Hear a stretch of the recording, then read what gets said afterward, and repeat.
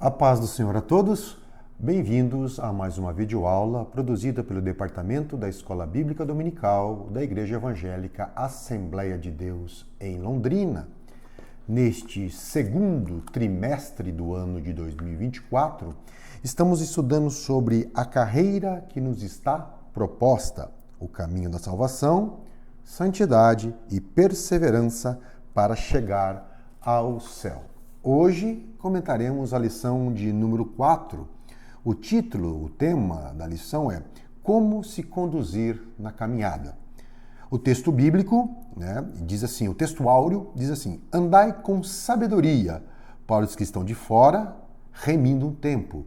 Colossenses 4, versículo 5. A verdade prática nos diz: a jornada para o céu deve ser feita com prudência e sabedoria, num contexto de oposição à nossa maneira de viver. A leitura bíblica se encontra em Efésios, no capítulo 5, os versículos 15 e 17, que leremos a seguir porque é importante para o raciocínio, para o desenvolvimento desse tema. Portanto, vede prudentemente como andais, não como nécios, mas como sábios, remindo o tempo, porquanto os dias são maus. Por isso, não sejais insensatos, mas entendei qual seja a vontade do Senhor. Paulo começa nessa carta aos Efésios, uma belíssima carta, chamada por muitos com a rainha das cartas, o versículo lido, ele começa com um portanto. O portanto é uma conjunção conclusiva que Paulo utiliza muito em suas cartas. Ou seja, Paulo desenvolve um raciocínio, um tema, ele expressa ali algo importante e em seguida ele fala: diante disso que eu ensinei vocês, diante disso que eu passei para vocês, eu quero que vocês vivam a vida assim, assim, assado. Ou seja, ele conclui o tema colocando essa conjunção. Então, para entendermos a força desse portanto, no versículo 15, nós temos que voltar um pouquinho atrás. Poderíamos voltar mais, mas basta para esta lição voltarmos ao versículo 8. No versículo 8, Efésios capítulo 5, versículo 8, Paulo nos diz assim: porque noutro tempo erais trevas, mas agora sois luz no Senhor. Então, Paulo faz uma afirmação contundente e ele utiliza o verbo ser, que nos indica a identidade do ser, da pessoa. E ele diz, olha, vocês eram trevas. Então, Paulo nos mostra a nossa condição antes de vir a Cristo, antes da nossa restauração, da nossa regeneração, da nossa salvação. Nós vivíamos em trevas. Em Efésios capítulo 2, ele é mais contundente ainda e dizendo que nós estávamos mortos em delitos e pecado e éramos, por natureza, filhos da ira. Ou seja, todo esse contexto de trevas é um contexto de pecado, é um contexto de condenação, é um contexto de estar debaixo da ira, é um contexto de viver em função do pensamento, em função da carne, é um contexto de perdição, é um contexto de condenação. Paulo fala, vocês eram assim. Agora, vocês vieram a Cristo. Vocês foram alcançados pela graça de Deus. Então, agora, Paulo usa daí o verbo no presente. Agora vocês são luz. Paulo está fazendo um contraste gigante. A obra de Cristo no Calvário, a sua morte, a sua ressurreição, a sua graça e a sua misericórdia nos tirou de um contexto de trevas, de morte, de condenação e nos trouxe para um contexto de luz. Como ele fala em Colossenses, que ele nos tirou do império das trevas e nos transportou para o reino do Filho do seu amor. É este contraste que Paulo chama a atenção da igreja em Éfeso, chama a atenção dos crentes lá em Éfeso e também chama a nossa atenção. Nós temos que entender, havia uma identidade de morte, de destruição. Agora, por causa de Cristo, nós somos vivificados. Efésios 2 nos diz que ele nos vivificou juntamente com Cristo e nos fez assentar nos lugares celestiais em Cristo Jesus. Então, esta força dessa nova identidade, dessa nova vida, é que Paulo nos chama a atenção. Então, nós tínhamos uma condição de trevas e escuridão, e agora temos uma condição, vivemos na luz, estamos na luz, somos filhos da luz, né? Então, Paulo fala, diante disso, ele está dizendo no versículo, vocês eram trevas, mas agora sois luz. Agora, diante disso, ele nos dá uma ordem, andai como filhos da luz. Isso é uma ordem. Paulo está dizendo, agora que vocês foram resgatados. Então, veja, Paulo não está dizendo que o nosso modo de andar é um condicionante para a nossa salvação ou para irmos para o céu. Não. Ele está dizendo que a nossa forma de andar deve ser um reflexo já de que somos salvos. Um reflexo da nossa salvação, um reflexo da nossa regeneração. Se realmente o Evangelho fez efeito na nossa vida e nós saímos das trevas, os nossos olhos foram abertos, o que Paulo fala agora, nós temos que andar conforme essa identidade. Andar conforme esta natureza. Ele está dizendo o seguinte, olha, o que eu faço é uma simples expressão daquilo que eu sou. Então não é por norma, não é por imposição, não é por um código moral, não é por um comportamento behaviorista ou comportamental através de punição e recompensa, não. O que Paulo, não é uma lavagem cerebral. O que Paulo está nos dizendo exatamente é quem tem consciência de quem ele é agora em Cristo, agora ele vai viver conforme essa nova vida. Ele deve viver conforme essa natureza. Ele deve ter em mente, agora eu sou um filho de Deus. E eu devo viver como filho de Deus. Agora eu vivo na luz. Eu devo viver como aquele que está na luz. Agora eu fui regenerado. Eu devo viver como aquele que está regenerado. Agora eu fui morto para o mundo e vivo para Deus. E eu tenho que viver nesta novidade de vida. Ou seja, é nesta fase que Paulo tira o Evangelho, a mensagem de Cristo, simplesmente de um nível teórico, teológico, de um nível abstrato ou até mesmo filosófico. Ele diz, não, o Evangelho é transformação na vida prática. Se o Evangelho chegou realmente na vida da pessoa, ele vai atuar na vida prática. A demonstração, a evidência, a materialização do poder do Evangelho será através de um novo viver, será através de um novo andar. A vida prática cristã no cotidiano, a forma de viver a vida, nossas posturas, nossas decisões, nossas relações, com quem nos relacionamos e da forma como quem nos relacionamos, deve expressar desde a mais simples situação, uma limpeza da casa, um fazer a janta, um ir para o trabalho, ou pegar o ônibus para trabalhar ou para estudar, até situações mais complexas em que nós somos confrontados pelo mundo. Em todas essas situações, nós devemos adotar uma postura agora de como filhos da luz, que realmente nós já somos. Então, isso é muito importante na lição, entender que nós somos filhos da luz. Nós estamos em Cristo, por isso nós somos salvos, nós já somos salvos. Agora, na nossa vida, no nosso cotidiano, nós devemos viver conforme essa salvação, viver conforme essa nova vida que recebemos, viver conforme essa nova natureza de filhos de Deus que recebemos através de Jesus Cristo. Então, Paulo continua dizendo, nos versículos 9 e 10, nós precisamos evidenciar esse andar. E quais são essas evidências que andamos na luz? Quais são essas evidências que o nosso modo de viver, o nosso modo de caminhar está de acordo com a nossa natureza? Ou estamos verdadeiramente andando como filho de Deus? Pelo fruto do Espírito. Ou seja, porque o fruto do Espírito, no versículo 9 ele diz, está em toda bondade, em toda justiça e verdade. Então, o que caracteriza o cristão? Não são normas religiosas, não são conhecimento teórico, teológico que ele tem, os conhecimentos que ele obtém. Não é simplesmente a religiosidade que ele demonstra externamente, seja indo aos cultos, seja professando uma determinada fé, seguindo uma religião ou fazendo práticas religiosas. É muito mais do que isso, é muito mais profundo. toda essa prática tem a importância em relação à comunhão, à adoração, à vivência, ao caminhar, ao aprendizado. Porém, o que evidencia que estamos andando na luz é o nosso dia a dia, integralmente. Se as nossas posturas, se as nossas decisões, se os nossos comportamentos têm gerado bondade.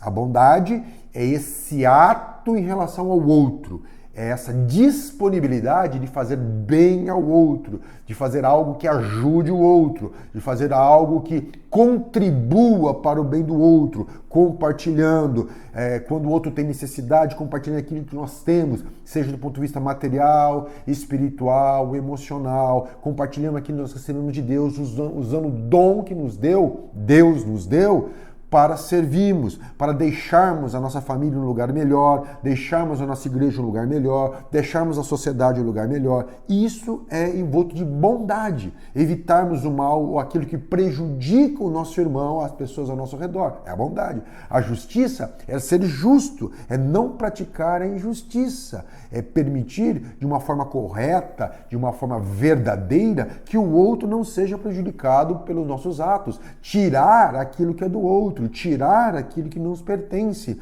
viver uma vida segundo os nossos próprios interesses, nosso egoísmo. Isso aí produz a injustiça. Mas a justiça envolve olhar para o outro e permitir que o outro receba aquilo que é para ele receber, sem impedi-lo, sem prejudicá-lo. E toda a verdade. A verdade é um ponto essencial. A nossa caminhada cristã tem que ser um compromisso com a verdade, um compromisso com aquilo que é certo, com aquilo que é verdadeiro, com aquilo que é honesto, com aquilo que é puro. E esta verdade nós encontramos nas Escrituras. Então, sem um trabalho de iludir ninguém, de enganar ninguém, sem o trabalho de agir falsamente com ninguém, com segundas intenções, uma pureza de motivações está dentro da verdade. Essas são as demonstrações. Fora isso, talvez a pessoa seja um excelente religioso, mas não é um filho da luz, porque os seus atos não demonstram isso. Então, mais uma vez falando, nós somos, por natureza, filhos da luz, resgatados por Cristo, e agora nos é chamado a viver dessa forma, expressar isso a todas as pessoas no nosso viver com bondade, justiça e verdade. São os fundamentos relacionais. E aí ele fala algo muito importante, avaliando. Avaliar é uma atitude, uma postura consciente diante de várias opções, diante de inúmeras alternativas que a vida traz, diante de múltiplas possibilidades que uma situação nos apresenta. O Filho de Deus vai avaliar. O Filho de Deus não vai engolir tudo que chega. Ele vai ponderar, ele vai avaliar, ele vai ter uma atitude de análise e vai escolher, decidir e buscar aquilo que agrada ao seu Senhor. Não aquilo que agrada ele mesmo, não aquilo que agrada a sociedade em geral, não aquilo que agrada os homens, não aquilo que agrada a carne. Ele vai buscar, nas suas decisões, suas posturas, aquilo que agrada o seu Senhor, o seu Rei, o seu Salvador, o seu Mestre, aquilo que agrada o seu Deus. Então, perceba, essa é a forma como temos que andar. Essa é a forma como um cristão salvo deve andar. Veja bem, quem não é regenerado, quem ainda está morto em delitos e pecados, quem é afastado de Deus ainda, essa mensagem é loucura, é incompreensível, porque nós somos chamados a fazer o que dá na cabeça. Nós somos chamados a satisfazer a todo momento os desejos do nosso coração, os nossos impulsos, as nossas emoções, os nossos afetos. Nós queremos não queremos nenhum tipo de barreira, nós queremos liberdade total, nós não queremos ser reprimidos de forma nenhuma, nós queremos simplesmente sentir, desejar e obter aquilo. É simples assim. Agora, o Filho de Deus, o liberto do pecado, Paulo fala que o pecado não terá mais domínio sobre nós, que não estamos mais debaixo da lei, debaixo da graça. Agora, libertos, nós temos, com essa liberdade dada por Cristo, nós somos chamados, Deus nos capacita a vivermos dessa forma, em bondade, justiça e em verdade. E as decisões que vamos tomar agora, não importa mais o que eu quero, o que eu desejo, o que eu sinto, o que eu acho. Não importa os meus sentimentos e emoções. Não importa se isso vai me trazer prejuízo, alegria ou lucro. Não importa. O importa é vai agradar o nosso Senhor? Vai agradar o nosso Rei? Vai agradar o nosso Mestre? É essa a pergunta que o cristão faz.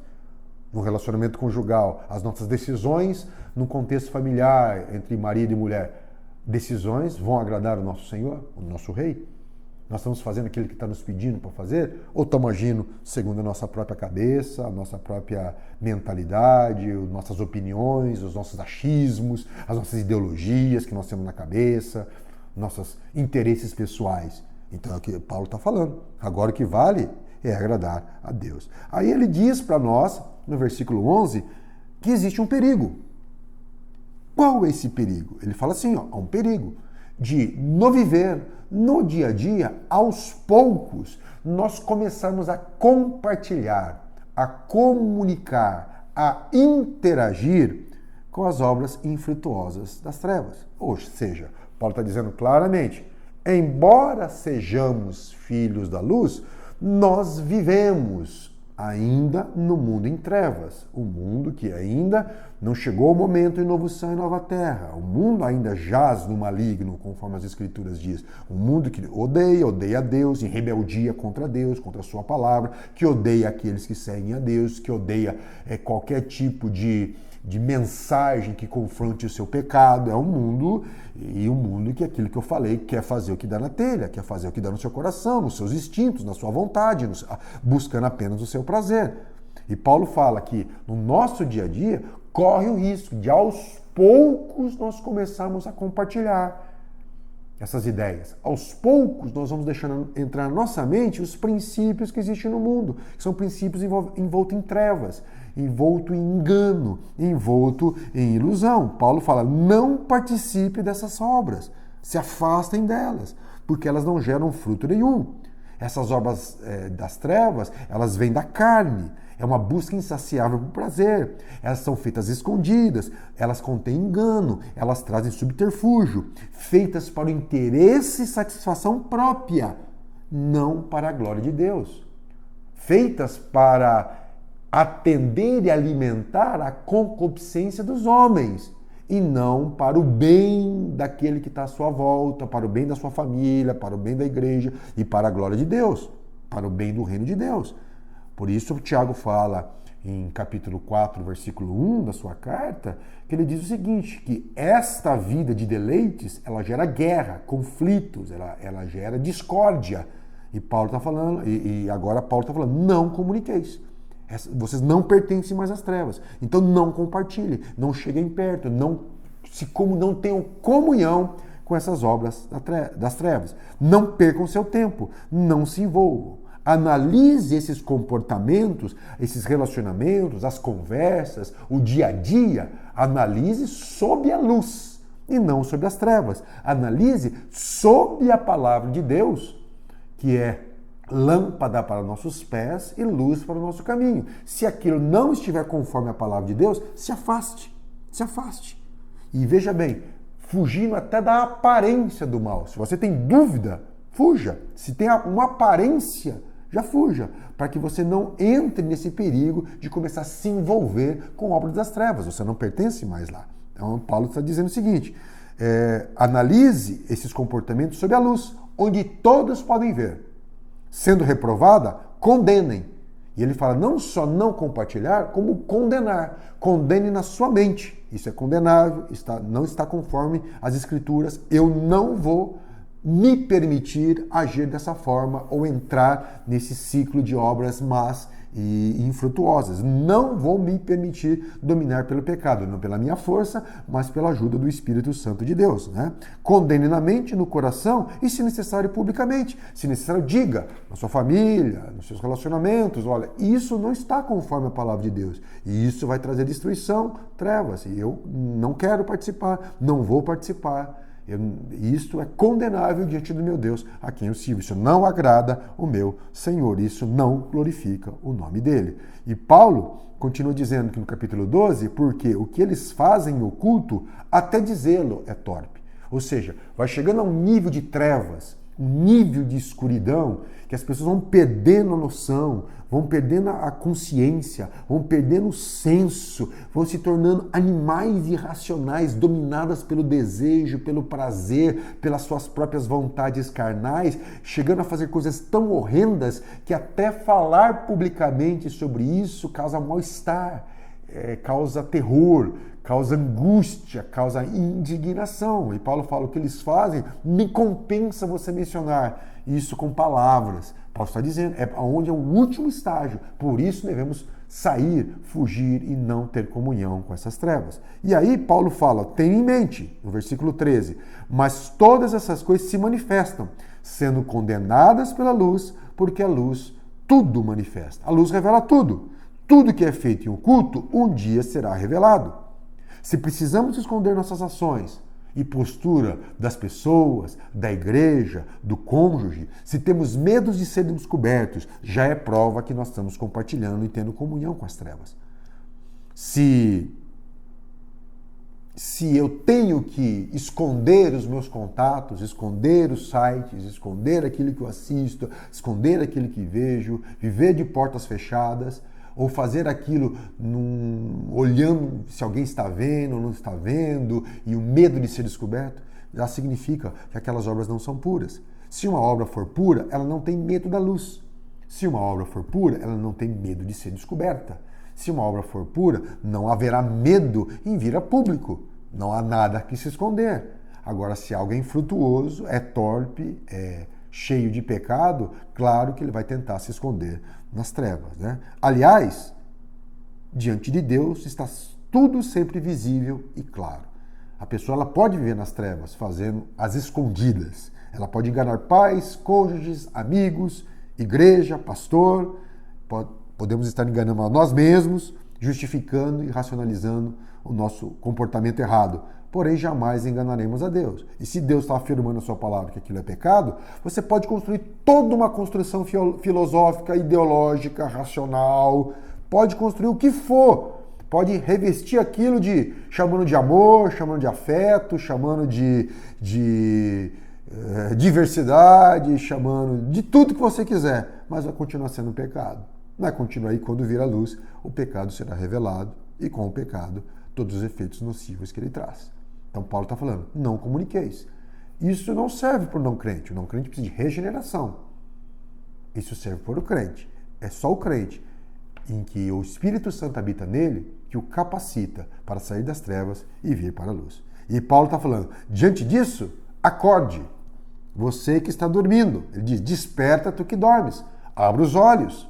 Saia da letargia. Sim, às vezes a pessoa aceita, vem a Cristo, está na igreja e confessa a Cristo, mas vive uma letargia, vive uma sonolência. Ele está dizendo, saia desse estado de semiconsciência, saia desse mundo de sonhos e ilusão, saia dessa ingenuidade, achando, isso não tem problema, isso não faz mal, isso é só moralismo, não, isso foi escrito só naquela época, as coisas agora são diferentes. Paulo está falando, saia desse estado que você se recusa a ver os perigos, saia.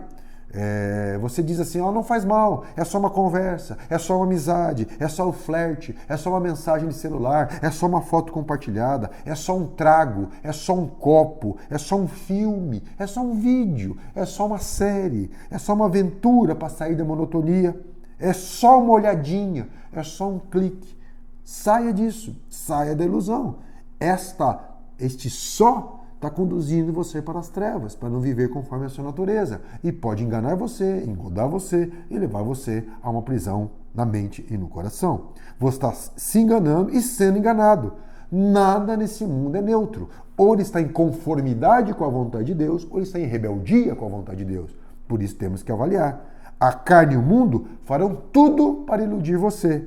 O mundo não terá misericórdia. Ele destrói você e deixa você aos cacos, né? Como o próprio Jesus fala, o ladrão só veio para matar, roubar e destruir. O salário do pecado é a morte. E o mundo, se ele puder sugar você, sua beleza, sua força, sua vitalidade, sua juventude, a sua família, os seus recursos, os seus dons, ele vai sugar, tirar tudo de você com a ilusão do prazer, com a ilusão da liberdade e vai aprisionar você e transformar você num bagaço sem vida, sem forças. Paulo está nos alertando. Por isso, acorde.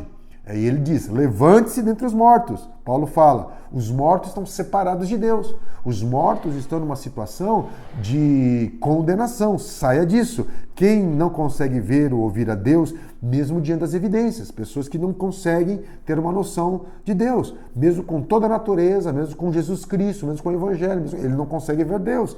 Então eles estão mortos, separados de Deus. Está com a mente escravizada pelo pecado. Levante, porque Cristo já te libertou.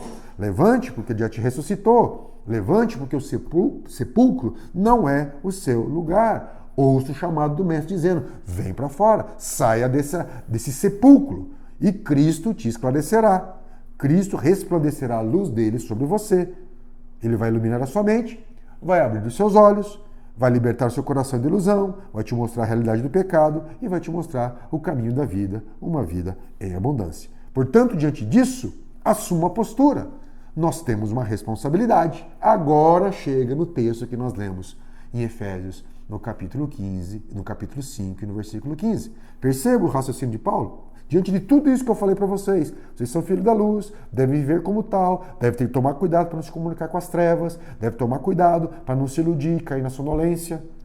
Ele fala, portanto, agora, ele diz assim, ó, assuma a postura, uma postura de responsabilidade, viver de uma forma prudente. Portanto, olhe prudentemente como vocês andam, uma diligência, uma atenção, não é andar de qualquer jeito, né? Não é de qualquer forma. Uma consciência que cada ação produz uma reação. Veja bem onde você está pisando, veja bem o solo onde você está indo, veja bem os comportamentos que você está adotando. Isto é prudência. Tenham cuidado, não tome decisões à revelia, sem pensar, sem meditar, sem orar, sem analisar a vontade, verificar a vontade de Deus. Não ande de qualquer jeito, não faça aquilo que dá na telha. Paulo está falando, vocês têm que ser prudentes. A consciência que cada escolha tem as suas consequências. Pode afetar a minha vida, a sua vida, a vida da igreja que está lá. Cada caminho leva um destino. E se o caminho for um caminho de trevas, vai levar à morte, vai levar a um beco sem saída. A consciência da maldade do mundo, do engano, das ilusões da carne. Nem tudo aquilo que reluz é ouro. Tem coisas que são lícitas, mas não convém. Isso faz parte da prudência do cristão. Consciente que o diabo vive ao derredor buscando nos tragar. Consciente que nós não pertencemos mais a esse mundo. Nossos princípios são os outros, nossos valores são outros, nossos objetivos são outros, nossa maneira de viver é fundamentada na palavra de Deus e estamos aqui em missão. Somos forasteiros e peregrinos. É esta prudência que Paulo está pedindo para nós na nossa caminhada, na nossa maneira de viver, nos relacionamentos, nossos sonhos, nossos projetos, no nosso dia a dia. Ele diz assim, ó, não andem como nécios. Aqui no grego, asofos, ou seja, sem sabedoria.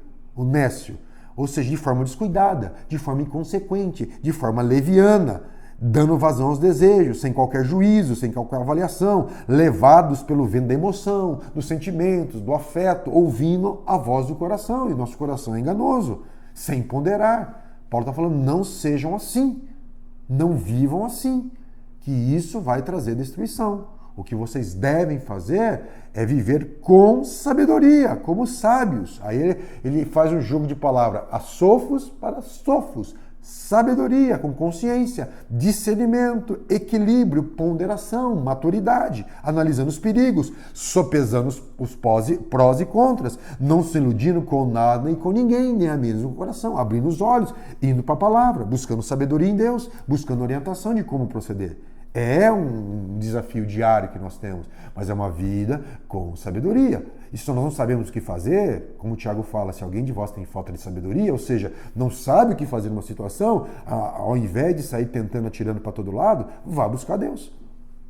Veja o que Ele quer. Ore a Ele, peça orientação, peça iluminação. E Deus fala, e a palavra de Deus diz que ele dá, Ele não nega, Ele não lança em rosto, Ele não vira as costas, Ele vai ajudá-los nesta caminhada. E Ele diz assim, remir o tempo. Remir é comprar, é resgatar. Há um sentido profundo aqui que é dar valor, o valor que é merecido. Ele nos resgatando o nosso tempo da loucura da carne e utilizando o nosso tempo na sabedoria do Espírito. Não perdendo tempo com coisas improdutivas, sem valor, que não edificam, que não nos trazem proveito nenhum, que não traz nada de bom, remindo, aproveitando cada tempo. Se é o tempo com a família, aproveite com qualidade esse tempo. Se é o tempo de descanso, aproveite bem esse tempo. Se é o tempo de trabalho, aproveite bem esse tempo. Se é um tempo de vir à igreja e cultuar o Senhor, aproveite bem esse tempo. Não se deixe iludir. Não se deixe iludir com coisas que não trazem nenhum proveito. O tempo nos é dado e não volta atrás. Devemos utilizá-lo com sabedoria, aproveitando ao máximo toda a oportunidade que nos dada para demonstrar os frutos do Espírito que ele falou lá de cima. Os frutos de bondade, de justiça e de verdade. Então, aproveitando o tempo para que as nossas atitudes produzam bondade, justiça e verdade. E isso é remir o tempo. E ele diz, por quê? Porque os dias são maus. Sair da ilusão. O mundo não é o nosso amigo. O mundo, o sistema mundano, é inimigo da igreja de Cristo. Ainda não chegamos ao nosso descanso. Ainda não chegou o novo céu e nova terra. O reino ainda não alcançou a sua plenitude. O mundo aí está em rebelião contra Deus. O príncipe desse mundo está furioso, sabendo que pouco tempo nos resta. Teremos aborrecimentos, tribulações, dores, guerras, conflitos. Precisamos viver e trabalhar nesse mundo. Então precisamos remir o tempo, ter a tranquilidade. Viver no mundo hoje é difícil, porque o certo se torna errado, o errado se torna certo. Há um desprezo por Deus essa palavra. Como venceremos essa maldade? E aí ele continua, não caindo na insensatez, não tentando viver como se Deus não existisse, mesmo sendo crentes. Não fazendo simplesmente aquilo que dá na nossa mente, buscando compreender. Mais uma vez ele cita aqui. Se lá na frente, nos versículos anteriores, ele fala, avalie qual seja a vontade de Deus, aqui ele diz, buscando compreender qual seja a vontade de Deus. Para cada situação, o que Deus quer? O que glorifica o nome dele? O que está conforme a sua palavra? O que ele quer de mim? Mais uma vez, não importa o que eu acho, o que eu quero, o que eu penso. O que importa é o que ele quer. Qual que é a vontade dele? E a vontade dele é boa, perfeita, agradável. Mas, Cleverson, isso parece tudo muito teórico. Como é que eu faço isso? Que referência eu tenho para viver uma vida na luz? E aí a lição nos fornece, a Bíblia nos fornece um padrão. Este padrão é Jesus, que veio, viveu como nós aqui, trabalhou, sustentou a sua mãe como carpinteiro, homem experimentado no trabalho, homem de dores, que sabe o que é padecer. Ele veio, cumpriu o seu ministério, fez a obra de Cristo. E aí Paulo está falando, nós temos um exemplo, nós temos uma referência, nós temos alguém que está ao nosso lado para nos ajudar, através do seu Espírito Santo, e temos uma referência palpável. Como é que eu faço isso? Vivendo como Cristo viveu. E João 13,15, porque eu vos dei o exemplo para que, como eu fiz, façais vós também. Um exemplo que nos deu, uma vida de serviço. Uma vida que não buscava a sua própria vontade, interesse e querer, mas buscava a vontade de Deus. Não só o ato importa, mas também a motivação. E a motivação de Cristo era pura. Ele fazia as coisas certas, da forma certa e com a motivação correta. Em nenhum momento havia medo, orgulho, ou egoísmo, ou interesse próprio. Esse desprendimento de buscar a vontade de Deus é que norteava a vida de Cristo. Essa era a motivação de Jesus. E ele fala assim, Mateus 26:42, venha o teu reino, Mateus 6:10, venha o teu reino, seja feita a tua vontade. Ele ensinou seus discípulos a orar assim, em Mateus 6:10. E em Mateus 26:42, na hora de grande aflição, ele pede, Pai, passe de mim esse cálice. Mas ao mesmo tempo ele diz, que não seja feita a minha vontade, mas a tua vontade. Isto é uma vida cristã bem-sucedida. Uma vida que pondera, que avalia, que deixa a insensatez do lado, que busca a sabedoria no andar e segue a vida, olhando para Cristo, segundo o exemplo de Cristo. Ele pode sofrer prejuízos econômicos, financeiros, emocionais, pode ser ridicularizado, rejeitado, pode ter uma série de circunstâncias doloridas, mas ele será bem-aventurado, ele experimentará uma vida e uma vida com alegria, até a volta do nosso Senhor Jesus Cristo. Então, é por isso que Paulo fala em Romanos, capítulo 12, versículo 1 e 2, que agora nós apresentamos nosso corpo em sacrifício santo, agradável ao Senhor, que é o nosso culto racional. Alguém que adora, consciente de quem ele é, de quem Deus é e do que foi feito por ele. E ele fala assim, para não se conformarmos com o mundo, mas renovarmos a nossa mente. E aí vamos experimentar a boa e perfeita, agradável vontade do Senhor. Né? E em Atos, em João, capítulo 2, versículo 4 a 6, aquele que diz eu conheço e não guarda os seus mandamentos é mentiroso e nele não está a verdade, está se enganando. Mas qualquer que guarda a sua palavra, o amor de Deus está nele, verdadeiramente, e o amor é verdadeiramente aperfeiçoado. Nisto conhecemos que estamos nele. Aquele que diz que está nele também deve andar como ele andou. Está vendo? Mais uma vez João está falando. Se estamos em Cristo, se Cristo nos alcançou, devemos andar como Cristo andou. E como Cristo andou? Atos 10, 38. Ele andou fazendo bem, curando a todos os oprimidos do diabo, porque Deus era com ele. E finalmente, nós temos Paulo nos dizendo em 1 Coríntios, portanto, quer comais, quer bebais, ou façais qualquer outra coisa, fazei tudo para a glória de Deus. É desta forma que devemos conduzir a nossa caminhada. É por isso que precisamos buscar a Deus em oração. Para que nos ajude a caminharmos de uma forma que glorifique o nome dele e fugirmos das trevas e andarmos como filhos da luz. É por isso, até o dia em que ouviremos a sua voz nos chamando de volta ao lar. Que Deus abençoe a todos, em nome de Jesus.